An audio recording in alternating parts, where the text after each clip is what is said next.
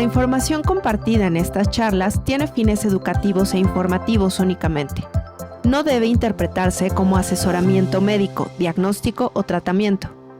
Si tienes dudas sobre tu salud o requieres atención médica, consulta a un profesional de la salud calificado. Nunca ignores el consejo médico ni retrases la búsqueda de atención médica. Hola, es un gusto tenerlos aquí. Sean bienvenidos a este foro de divulgación que se llama Microcharlas para ti, en el que vamos a conocer algunos aspectos interesantes de bacterias, de virus, de hongos y de algunos otros parásitos. Yo soy Norma Rivera y en esta ocasión vamos a charlar de dengue. Y para eso tenemos una experta invitada, que es la doctora Victoria Pando. Ella es química, doctora en ciencias, viróloga e investigadora del Centro de Investigación sobre Enfermedades Infecciosas del Instituto Nacional de Salud Pública. Victoria, un gusto tenerte aquí en este foro. Bienvenida. Pues muchas gracias, Norma, por la invitación y a la facultad aquí para responder lo que ustedes pregunten. Gracias, Victoria. Pues vamos a empezar preguntándote, ¿qué es el dengue y cómo se transmite? Pues el dengue es una enfermedad infecciosa viral, ¿no? Que digamos puede parecer como una gripa, pero no es una gripa. Es una enfermedad viral que te causa fiebre, malestar general, dolor de huesos y que de hecho antes en la antigüedad se llamaba fiebre de rompehuesos, ¿no? Por el dolor tan fuerte en las articulaciones, ¿no? Lamentablemente, esta enfermedad va avanzando y cuando la fiebre baja, empiezan los signos de alarma, que puede ser sangrado en la encía, sangrado en los ojos, vómitos, diarrea. Y entonces esto te está indicando que puede haber una enfermedad más severa, una enfermedad grave, ¿no? Que si tienes estos síntomas, tienes que ir al hospital. O sea, no puedes quedarte en tu casa, ¿no? Porque luego esto conduce a una falla de los órganos, a una fuga de plasma, a una hemorragia generalizada interna y pues puede llevar a la muerte. O sea, te desangras. Sí. Oye, entonces, ¿es un virus? Es un virus. Y se transmite por un mosquito. Sí. El virus dengue, a diferencia de otros virus, necesita un vector y el vector es el mosquito Aedes aegypti. Ese es el género y el nombre científico, el género, digamos, y la especie, pero ¿cómo lo podemos reconocer? Este mosquito, no sé si ustedes han visto cuando viajan, porque en la Ciudad de México, si bien hay mosquitos Aedes aegypti, todavía están en una proporción baja, porque estos mosquitos son de los climas tropicales. Pero pues cuando viajan o a Morelos, a Cuernavaca o a Cancún, ¿no? Ustedes ven que hay unos mosquitos, sobre todo en las mañanas y en las tardes, que tienen patitas negro con blanco. Entonces esa es una característica de este mosquito Aedes aegypti, que tiene patitas negro con blanco y estos son los que transmiten el virus dengue. O sea, cuando ellos se alimentan de la sangre, cuando pican, absorben sangre de nosotros. Entonces, como absorben, también botan y ahí ellos te depositan el virus, digamos, ¿no? Y entonces ya el virus pues va al torrente sanguíneo, infecta células, llega a hígado, etc. Y ahí ya Sí, empieza a hacer de las suyas. Empieza a hacer de las suyas en nuestro organismo. Y cuando ya el virus se está replicando en nuestro organismo, pues nosotros sentimos esta sintomatología, ¿no? Valga la redundancia, de que nos da fiebre, dolor de huesos, es una fatiga horrorosa. O sea, puede ser desde una simple como gripa sí, hasta desangrarnos. Exacto, ¿no? Oh, qué terrible. Victoria, ¿y el mosquito cómo se infecta? El mosquito se infecta cuando se alimenta de sangre de una persona enferma. O sea, les dije que da fiebre, ¿no? Entonces la fiebre es porque el virus se está replicando, o sea, está haciendo hijitos en tu cuerpo, ¿no?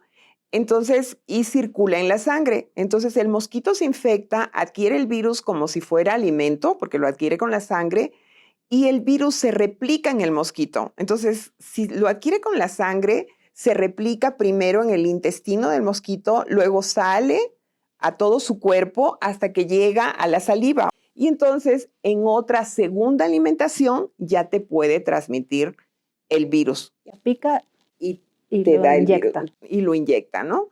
Entonces, también es importante decirles que el mosquito vive alrededor de 20, 30 días. Y una vez que esté infectado, durante todo ese periodo, que es casi un mes, sigue infectado. Y se puede alimentar varias veces con sangre en ese periodo. O sea, se calcula como unas 4 o 5 veces, ¿no? Oye, ¿y hay como un nombre común con el que se le conozca a este mosquito? No, es un los mosquito Aedes. O sea, donde ya es endémico el dengue, pues sí lo conocen muy bien. Es el mosquito Aedes, es el que transmite el dengue. O sea, esas poblaciones saben Sí, identificar o sea, por muy bien. ejemplo, Morelos, el sur de Morelos, los Maldiarios, ¿qué digo? Mérida, Chiapas, Tabasco. O sea, las personas identifican muy bien cuál es el mosquito del dengue. Ok, muy bien, Victoria. Y precisamente estás hablando de algunos estados importantes. ¿Esto quiere decir que en todo México hay dengue?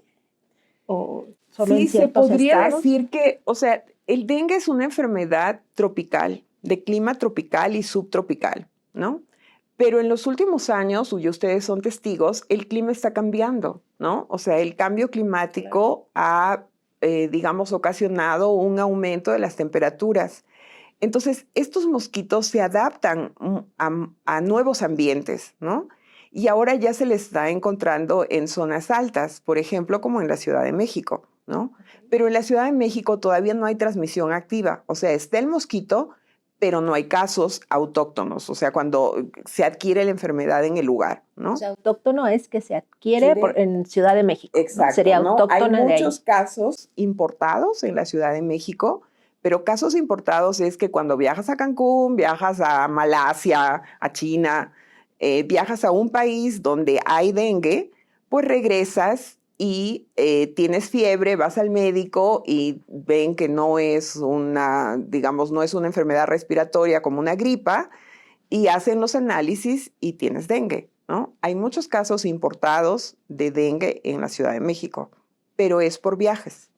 Esto quiere decir que también el dengue es importante en otros países. Claro, el dengue es una enfermedad que causa, que se ha estimado que causa 350 millones de infecciones cada año, de nuevas infecciones.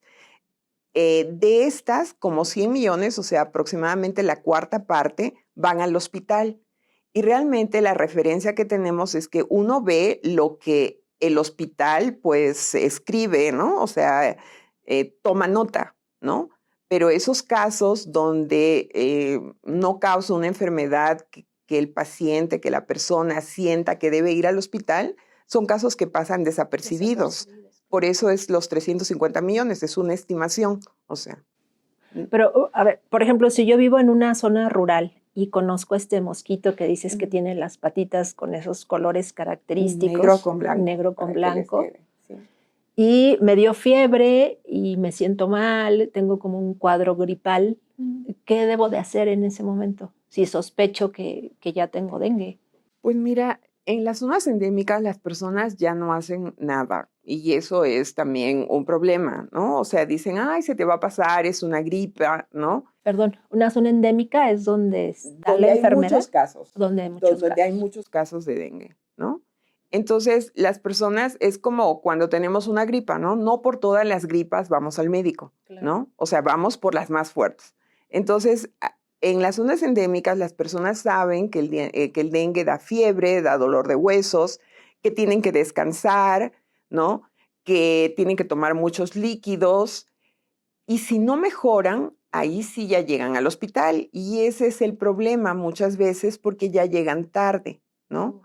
Entonces, bueno, mi recomendación es que aunque estén en una zona endémica y sospechan que tienen dengue, acudan al médico. Siempre es como, no hay antivirales, o sea, no hay medicinas específicas, pero los cuidados, pues el médico los tiene que recalcar, sobre todo porque hay factores de riesgo asociados a la severidad de la enfermedad. O sea, una enfermedad más grave, digamos que hay algunas personas que pueden presentar una enfermedad más grave. estas personas son las personas que tienen comorbilidades. ¿Qué es esto? Que tienen, por ejemplo, diabetes, hipertensión. También un riesgo de gravedad es estar embarazada. Las embarazadas también sufren, o sea, son, digamos, más propensas a sufrir una enfermedad severa de dengue, ¿no? Los niños, ¿no? Entonces, ¿Serían sí, las poblaciones en riesgo las de morir, poblaciones, quizá?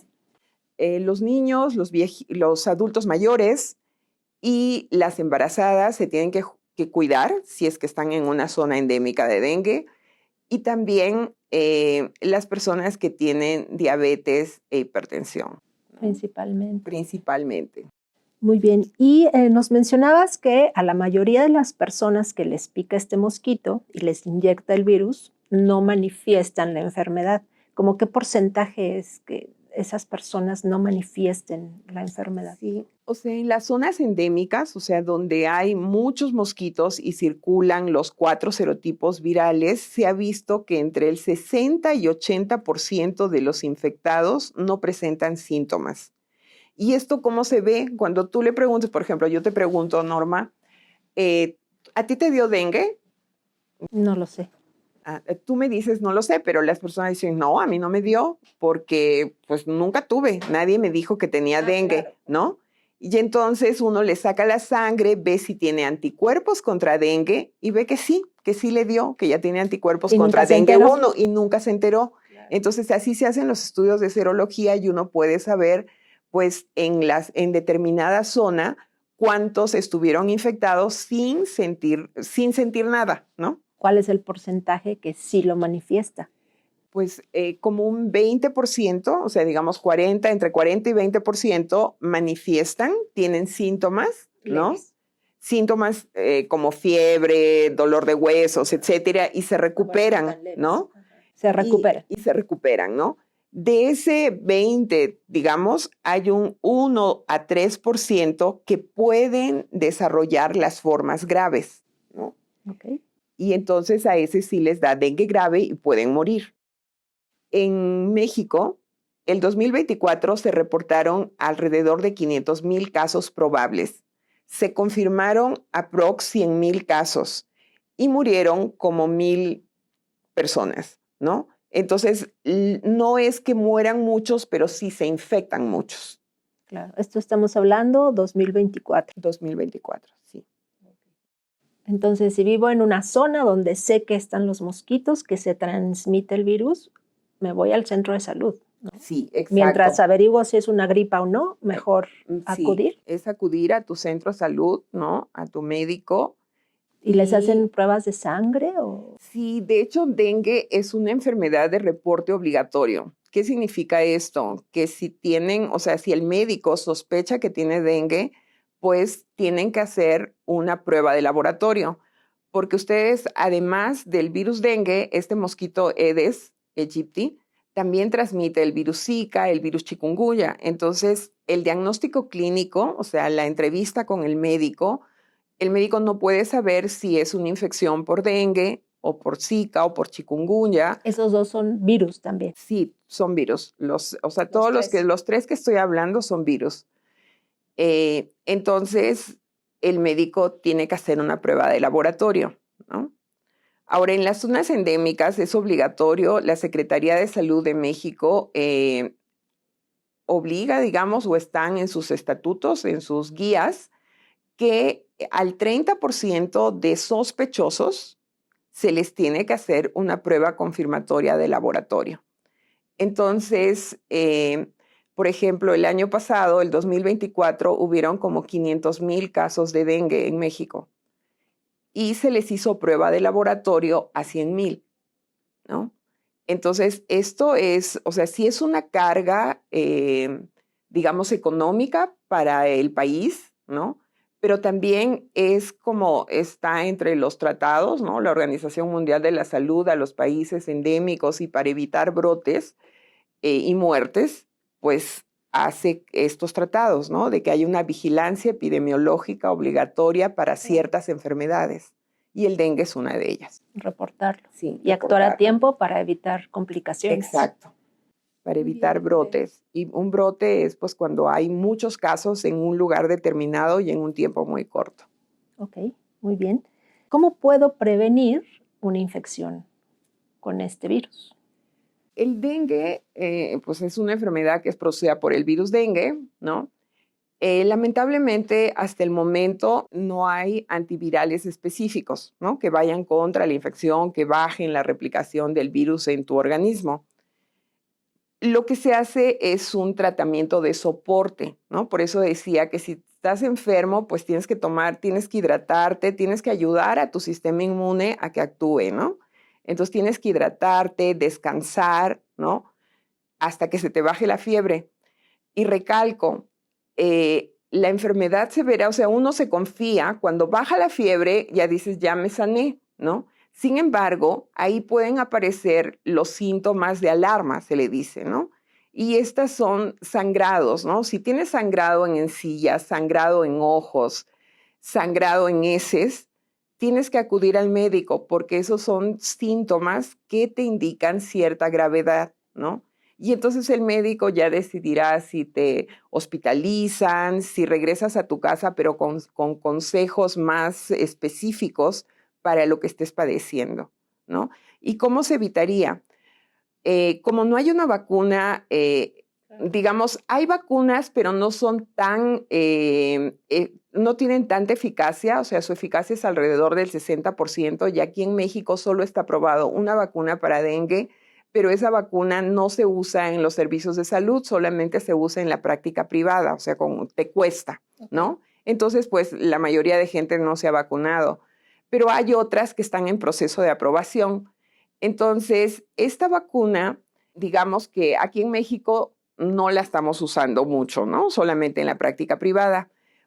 Esa sería una forma de prevención, y la otra forma de prevención es pues evitando que el mosquito te pique, Claro. ¿no? Entonces, realmente la Secretaría de Salud, sobre todo en las zonas endémicas, yo sé que aquí en México no hacen eso, pero en las zonas endémicas hay campañas de fumigación para matar al mosquito, ¿no? Las personas también tienen que, pues cuando almacenan agua, esa agua debe de estar tapada porque el mosquito tiene un ciclo de vida y pone los huevos en el agua, ¿no? Y de ahí se desarrolla. Entonces tienen que tapar, ¿no? Si no tienen, eso también es un problema, el acceso al agua potable. No todo el mundo la tiene y entonces pues hay sitios donde el mosquito puede crecer, ¿no? Entonces es evitar esos sitios. Algo muy gracioso es que los mosquitos, pues todo es un proceso, digamos, de supervivencia, ¿no? Entonces los mosquitos viven muy cerca al hombre, ¿no? Entonces el hombre es su fuente de sangre, de alimento, ¿no? ¿Y por qué nos pican? Nos pican porque ellos, sobre todo las que pican, son las hembras. Necesitan los nutrientes de la sangre para poner sus huevos y así sobrevivir, ¿no? O sea, que la especie siga. Entonces, por eso es que nos pican. Los huevos se depositan en estos almacenes de agua y ellos prefieren el agua limpia, no el agua sucia, ¿no? Claro. Entonces, tienes todo, ¿no? Tienes al humano que te da alimento, tienes que tiene sus almacenes de agua o que deja las llantas, y en las llantas, pues después de la lluvia también se almacena el agua. Prefieren, o sea, ellos viven en zonas donde hay agua y también personas, ¿no? Entonces se ha visto, sobre todo en las zonas endémicas, que viven en los floreros de los cementerios, ¿no? Entonces ahí ponen sus huevos y es un sitio donde hay muchos mosquitos. Entonces, pues una recomendación para eso es que que pueden poner plantas naturales, ¿no? La otra es que tampoco en las casas almacenen el agua en floreros o en las macetas, no las dejen ahí como con mucha agua porque es un sitio donde pueden depositar sus huevos. El otro es en las albercas, ¿no? Que estén siempre conservadas, ¿no? Limpias. O sea, ¿pueden ahí replicarse los mosquitos aunque esté clorada la alberca? Dejan sus huevos y los huevos son muy resistentes. Entonces es un sitio donde pues los huevos pueden durar hasta 3, 4 meses.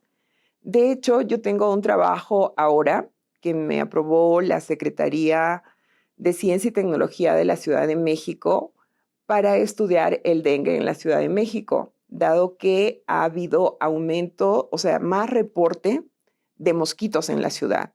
Entonces, donde hay mosquitos y hay casos, ahí puede establecerse una transmisión activa.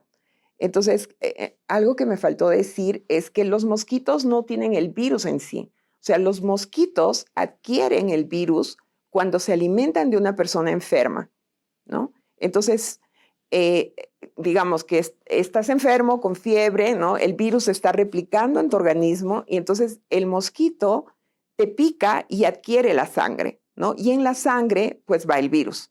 Luego, el virus se replica, o sea, hace muchos hijitos dentro del mosquito y otra vez en su siguiente alimentación ya te puede inyectar sangre con virus, ¿no? Que se replicó en el mosquito. Entonces, por eso es que el mosquito transmite. O sea, no se transmite de persona a persona, pero el mosquito adquiere el virus de una persona infectada.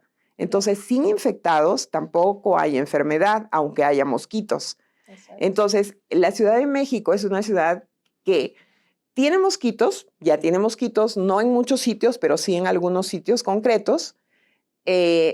No tiene infectados constantes, ¿no? Tiene infectados que viajan y adquieren el virus. Entonces, la posibilidad de ocurrencia todavía es baja. Pero sin embargo, si el cambio climático sigue favoreciendo las temperaturas altas y las lluvias, que en los últimos años ustedes saben que pues ha cambiado mucho el clima, ¿no? Pudiera haber, o sea, por ejemplo, hay brotes de dengue a más de 1.500 metros sobre el nivel del mar, ¿no? En varios sitios, en Bolivia, en Colombia, en Nepal, ¿no? Que dirías, Nepal es alto, ¿no? Pero se adoptó el mosquito a la altura. Aquí estamos a 2.240 metros sobre el nivel del mar en la Ciudad de México y ya hay zonas donde hay mosquitos. Entonces, por eso me aprobaron el proyecto para estudiar hacer como mapas de riesgo de una posible transmisión activa de dengue en la Ciudad de México. Muy bien. Entonces, si yo como viajero voy a estas zonas donde sé que hay dengue, entonces lo que tengo que hacer es quizás buscar la vacuna, pagar por la vacuna para prevenir. Sí, esa podría ser una solución, o sea, que tú busques una vacuna que se use en personas que no han sido infectadas con dengue.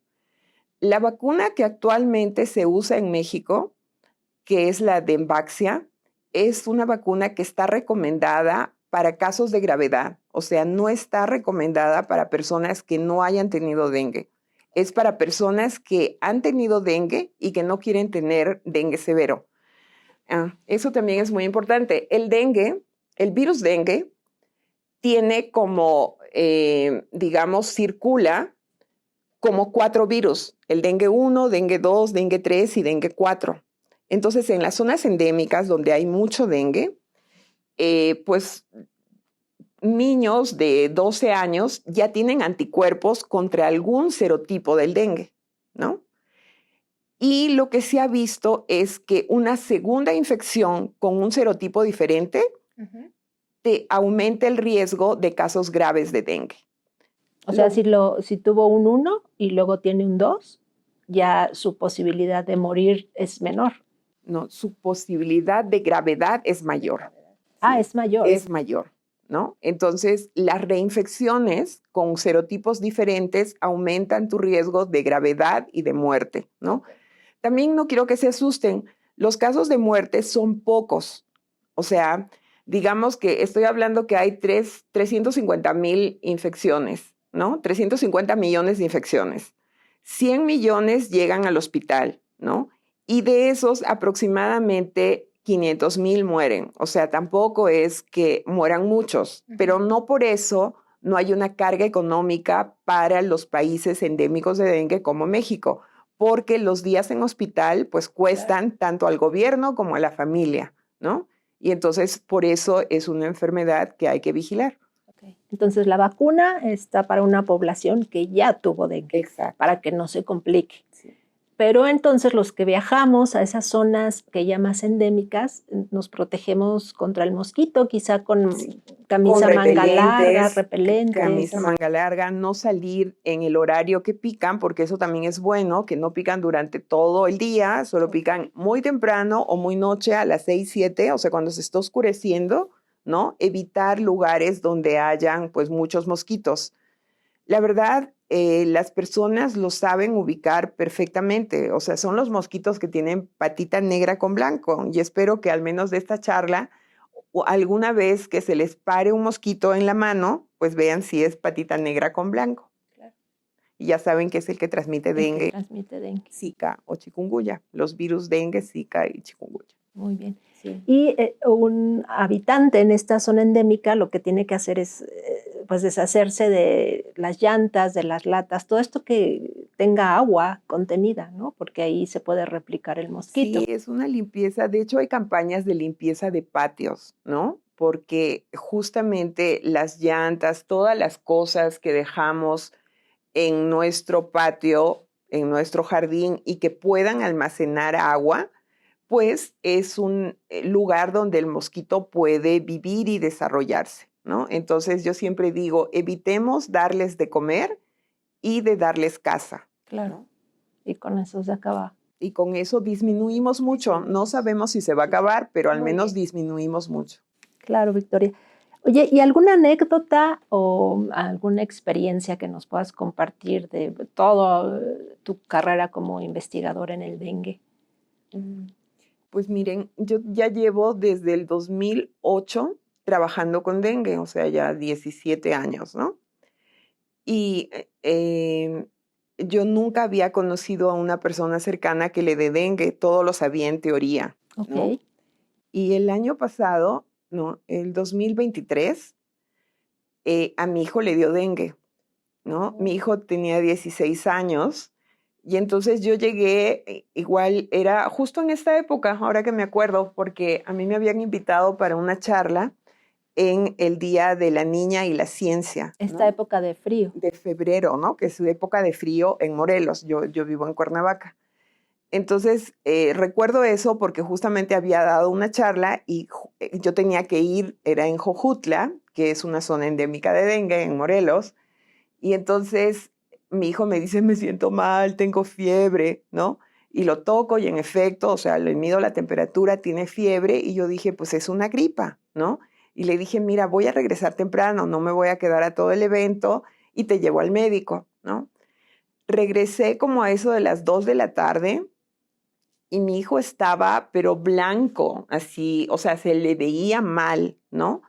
Y yo decía, no, tú tienes algo, ¿no? Entonces vamos a la Cruz Roja y le ponen suero porque su fiebre era de 40 grados. Son fiebres también muy altas, ¿no? 39, 40.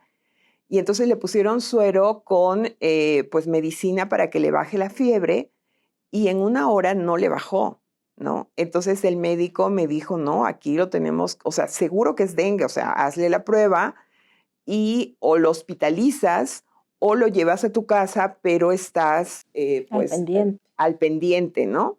Entonces, no, mi hijo estaba tan asustado que yo no lo llevé a mi casa, pero yo soy una persona que trabaja con dengue, o sea, yo lo llevé a mi casa y lo monitoreaba, ¿no? Le revisaba la orina, le revisaba todo lo que hacía para que no tuviera sangrados, etcétera. Y sí, en efecto, era dengue, ¿no?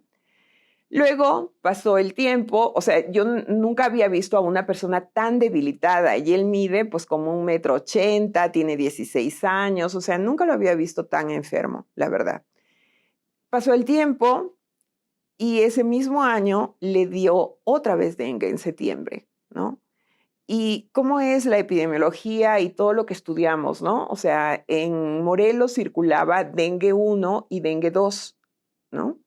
Entonces, en febrero le dio dengue 2. Yo llevé su muestra al laboratorio y hice serotipo y en efecto le dio dengue 2. Y entonces cuando se vuelve a enfermar en septiembre, yo digo, ay, tiene gripa otra vez, ¿no? Pero no, también se sentía mal. Ahí le hicieron un conteo de plaquetas y las plaquetas bajaron, que eso también es una característica. Entonces dijeron, no, lo más probable es que tenga dengue. Y yo no lo creía, pero le hice la prueba y en efecto tenía dengue. ahora dengue 3, o sea, otro serotipo. Y pues checaba con la epidemiología porque en Morelos y en todo México ingresó, bueno, digamos, fue más evidente las infecciones con el serotipo 3, ¿no? Y entonces estos picos endémicos de los 2 últimos años son prácticamente por el serotipo 3, aunque siguen circulando los otros serotipos. El que más hay. El que más hay en este momento es el 3. El 3. Sí. ¿Y es de los más graves? No tienen tanta asociación con gravedad. En general, ninguno de los 4 serotipos están muy asociados, digamos, científicamente a gravedad, ¿no? Es como que todos te pueden dar gravedad, ¿no? Solo que este es nuevo. Entonces, eso te decía que era muy importante. En Morelos, digamos, la mayoría de gente tenía anticuerpos para 1 y 2, ¿no? Ingresa 3 y es como Es la novedad. Es la novedad y entonces tu sistema inmune no tiene cómo combatirlo rápidamente. Y en dengue el problema es que la segunda infección con un serotipo diferente está asociado a gravedad, ¿no? Entonces, por eso es que su epidemiología es un poco compleja y para que tú sepas, pues, qué serotipo te infectó la primera vez y luego la segunda, pues tienes que hacer pruebas más específicas que no todos los laboratorios las hacen. Claro.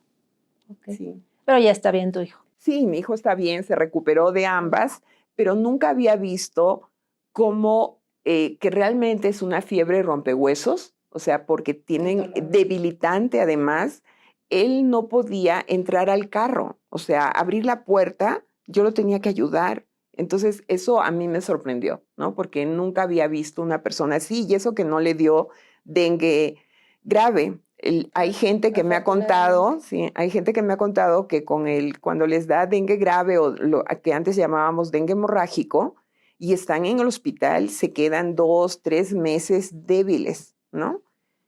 Y hay algunos estudios al respecto, o sea que no solamente es el tiempo en que tienes el virus en el cuerpo, sino posteriormente te quedas demasiado débil. Muy bien, bueno, pues mira qué experiencia, qué bueno que todo pasó bien. Pasó bien. Y pues con esto damos término a esta microcharla. Muchas gracias por compartir tu conocimiento con nosotros.